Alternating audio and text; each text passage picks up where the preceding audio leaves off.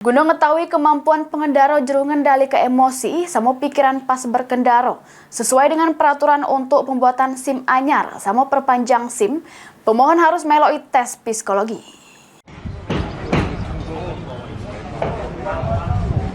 Untuk mengetahui kemampuan pengendara juru ngendali ke emosi sama pikiran pada saat berkendara sesuai dengan peraturan untuk pembuatan SIM anyar sama perpanjangan SIM, pemohon harus melalui tes psikologi. Pemberlakuan aturan ini sudah dimulai sejak tanggal 18 Februari kemarin sesuai arahan dari Korlantas Polri. Sama pecah tes kesehatan, masyarakat yang pengen daftar tes psikologi untuk pembuatan SIM cuma perlu bawa fotokopi KTP selembar. Sedangkan untuk perpanjangan, masyarakat diminta untuk lampir ke fotokopi SIM lama. Tes psikologi ini guna mengetahui kemampuan pengendara juru ngendali ke emosi sama pikiran pada saat berkendara.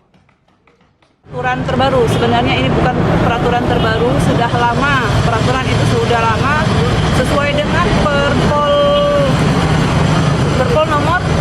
Perpol nomor 5 tahun 2021 terkait penerbitan SIM harus ada psikologi. Sesuai dengan PR arahan dari Korlantas, bahwasanya kita harus psikologi harus kita terbitkan sesuai sama seperti kesehatan.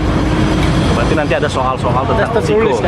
Betul, untuk psikologi nanti kita ada konseling, terus menjawab pertanyaan, ada soal-soal yang harus diisi, baru di situ terlihatlah diperhatikan sama dari psikologi langsung.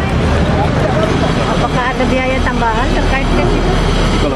Kalau masalah biaya tambahan karena itu menyangkut jasa, rekan-rekan mungkin bisa langsung ke psikologi karena itu tidak ada kaitannya dengan kita polisi karena memang itu dari psikologi langsung. Untuk lakukan tes psikologi, pemohon SIM dapat datangi lokasi tes yang bakal diarah ke petugas. Sesudah itu, pemohon diminta untuk nyerah ke berkas persyaratan sama petugas registrasi. Anggi Perkasa, PAL TV.